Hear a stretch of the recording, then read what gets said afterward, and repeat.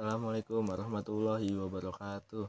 Baik, perkenalkan nama saya Arik Wicaksono dengan nomor NPM 2316111110071 Fakultas Agama Islam, Program Pendidikan Prodi Pendidikan Agama Islam kelas 4C. Baik, di sini saya akan menjawab soal-soal UAS filsafat pendidikan Islam yang terdiri dari 8 soal. Yang pertama yaitu demokratisasi pendidikan kerap dianggap sebagai jalan menuju keadilan dan kesetaraan belajar.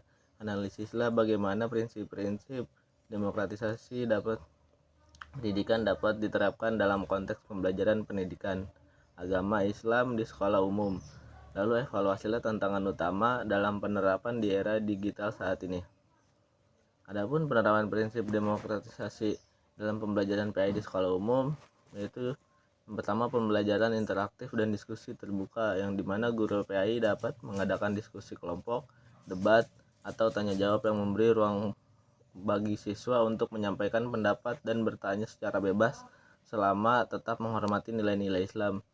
Dan adapun penyediaan kesempatan yang sama yang dimana guru memastikan semua siswa baik laki-laki maupun perempuan memiliki kesempatan yang sama untuk berpartisipasi dalam kegiatan keagamaan dan pembelajaran di kelas.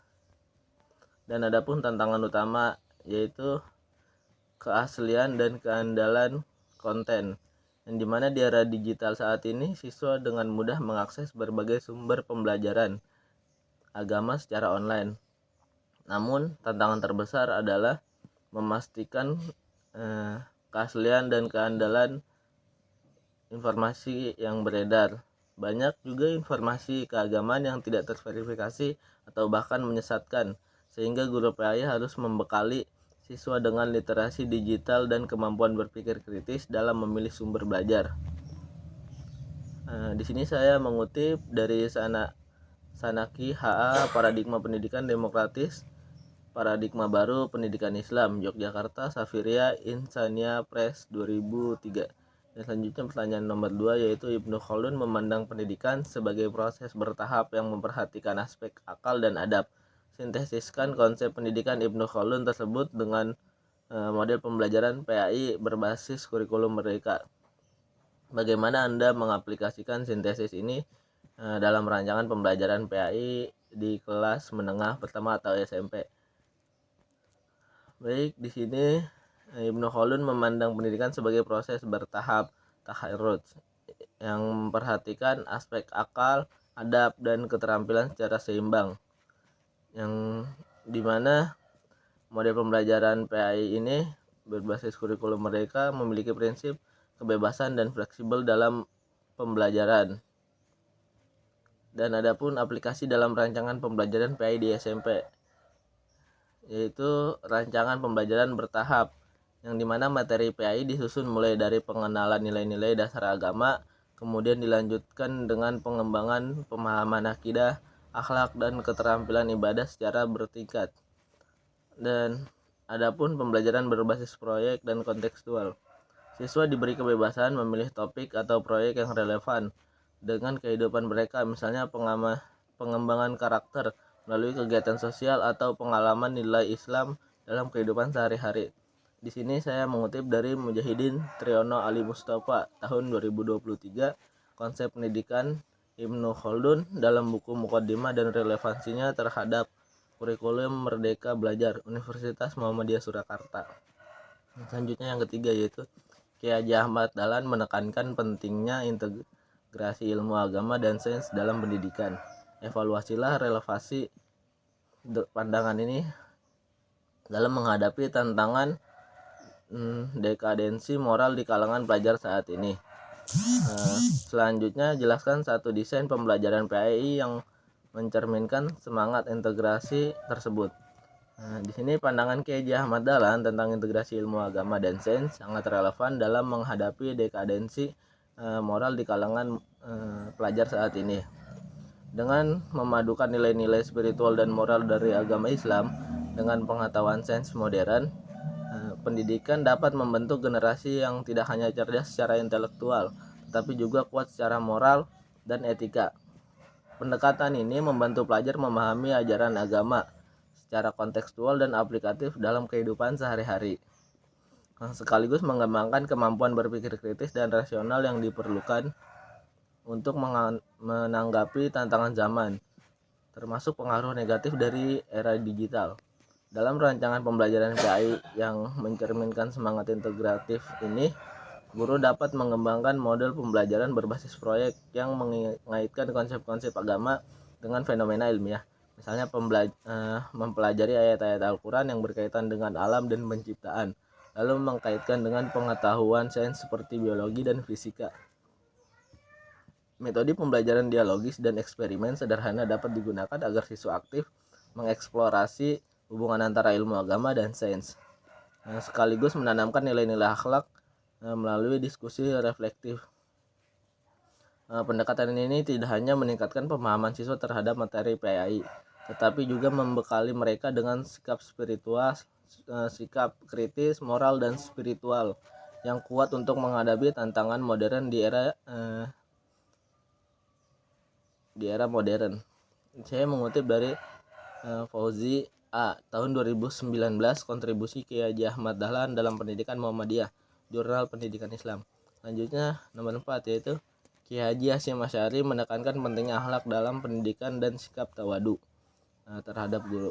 Analisislah pemikiran ini dalam konteks pengembangan karakter siswa dalam pembelajaran PAI. Bagaimana penerapan nilai-nilai ini dapat mengatasi kritis keteladanan guru di era modern. Baik, di sini pengembangan karakter siswa di pembelajaran PAI ini terdapat nilai-nilai yang dimana yang pertama, membangun kesadaran spiritual. Jadi siswa diajarkan bahwa menuntut ilmu adalah ibadah, sehingga memerlukan niat ikhlas dan penghormatan kepada guru sebagai perantara ilmu. Yang selanjutnya itu memperkuat karakter sosial. Jadi siswa ini ditanamkan sikap tawadu, melatih siswa menghargai otoritas ilmu, mengurangi konflik, dan menumbuhkan empati. Dan adapun selanjutnya yaitu yang dimana mengatasi krisis keteladanan guru di era modern. Krisis keteladanan guru di era modern seperti hilangnya wibawa dan ketidakkonsistenan sikap, yaitu dapat diatasi dengan guru sebagai model akhlak. Hasil penelitian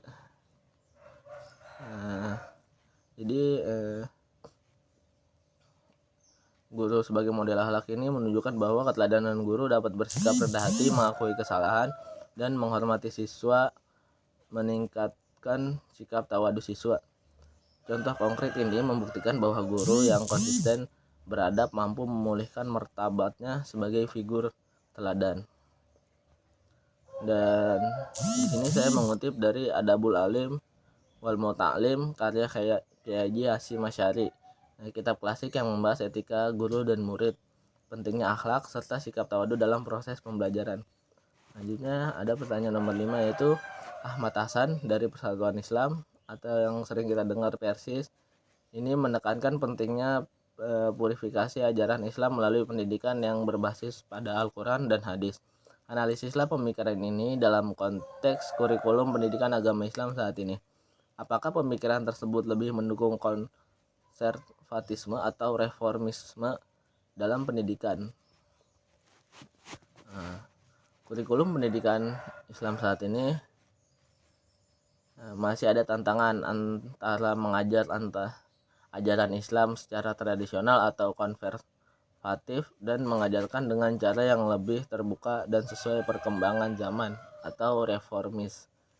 Pemikiran Ahmad Hasan bisa menjadi contoh yang baik untuk menggabungkan keduanya. Akan seperti tetap berpegang pada Al-Quran dan hadis sebagai sumber utama, kemudian mengajarkan ilmu agama dengan cara yang mudah dipahami dan relevan dengan kehidupan sehari-hari. Kemudian ada yang terakhir, yaitu menambahkan ilmu pengetahuan umum agar siswa bisa lebih siap menghadapi tantangan zaman. Dan di sini beliau lebih cenderung terhadap reformisme, yang dimana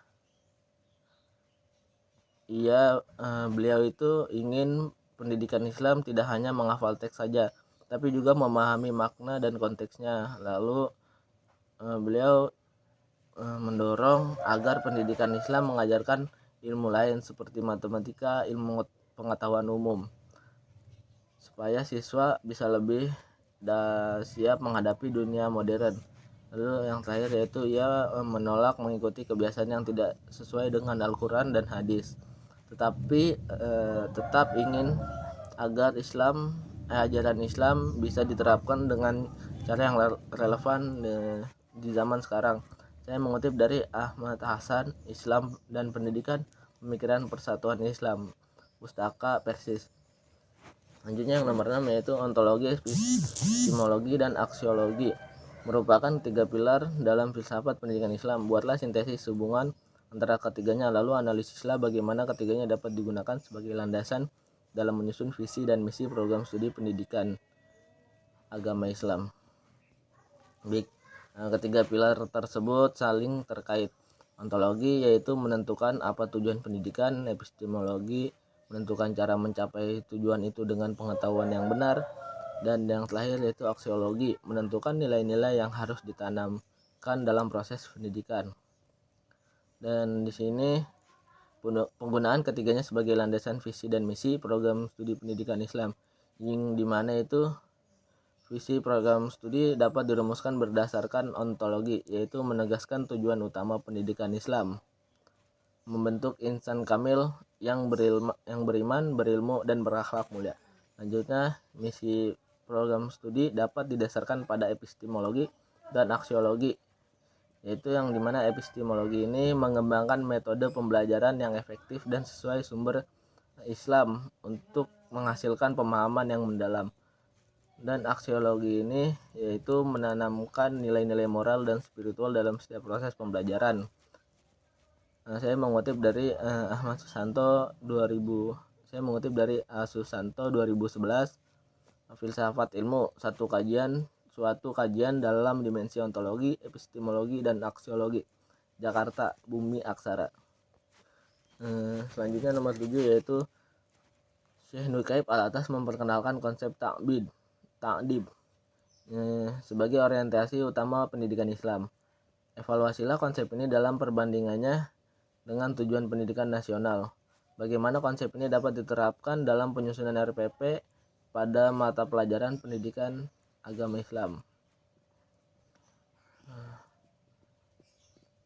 Baik, di sini ta'dib sendiri yaitu berasal dari kata adab yang berarti pendidikan yang menyeluruh, tidak hanya mengajarkan ilmu pengetahuan tetapi juga membentuk akhlak, moral, dan spiritual serta didik secara integral. Dan adapun perbandingannya yaitu yang dimana ta'dib lebih menekankan integrasi ilmu dan spiritual serta penolakan terhadap pendidikan sekuler. Sementara itu tujuan pendidikan nasional lebih luas mencakup aspek sosial, intelektual, kreatif, dan demokratis dalam kerangka negara bangsa. Ta'dib fokus pada pembentukan manusia sebagai khalifah di bumi dengan nilai Islam. Sedangkan pendidikan nasional juga menyiapkan warga negara yang demokratis dan mandiri dalam konteks kebangsaan. Dan adapun tujuannya dari pendidikan nasional tersebut yaitu mengembangkan potensi peserta didik agar menjadi manusia yang beriman dan bertakwa kepada Tuhan Yang Maha Esa, berakhlak mulia, sehat, berilmu, cakap, kreatif, mandiri, dan menjadi warga negara yang demokratis serta bertanggung jawab. Dan adapun penerapan konsep ta'dib dalam penyusunan RPP pendidikan agama Islam, seperti integrasi nilai spiritual dan moral, yang dimana materi pelajaran tidak hanya menyampaikan pengetahuan agama tetapi juga menanamkan nilai akhlak mulia dan ketakwaan secara mendalam. Dan adapun pengembangan karakter dan fitrah. Jadi di sini yaitu menyusun kegiatan pembelajaran yang mengembangkan kecenderungan alami siswa untuk mengenal dan taat kepada Tuhan serta membentuk kepribadian Islam. Saya mengutip dari Ani Nafisah DKK.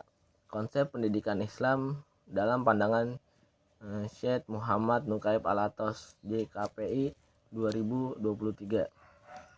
Pertanyaan yang terakhir yaitu Ismail Raji Al-Faruqi mengusulkan Islamisasi ilmu pengetahuan sebagai pendekatan dalam pendidikan tinggi Islam. Berdasarkan pandangannya, rancanglah atau jelaskan satu model pembelajaran interdisipliner antara PAI dan ilmu sosial, misalnya sosiologi atau ekonomi, yang bisa diterapkan di sekolah.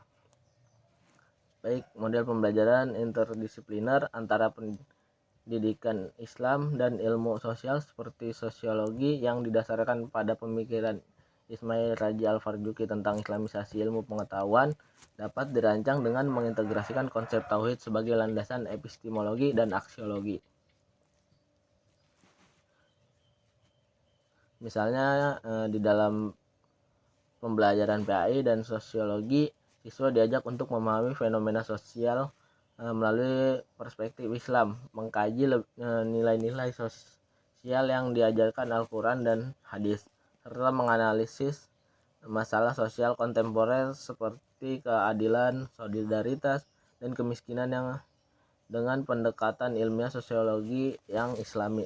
Pembelajaran ini menggunakan metode diskusi, studi kasus, dan proyek penelitian kecil yang menghubungkan teori sosiologi dengan prinsip Islam, sehingga siswa tidak hanya memahami ilmu sosial secara akademis, tetapi juga mampu mengaplikasikan nilai-nilai Islam dalam kehidupan bermasyarakat.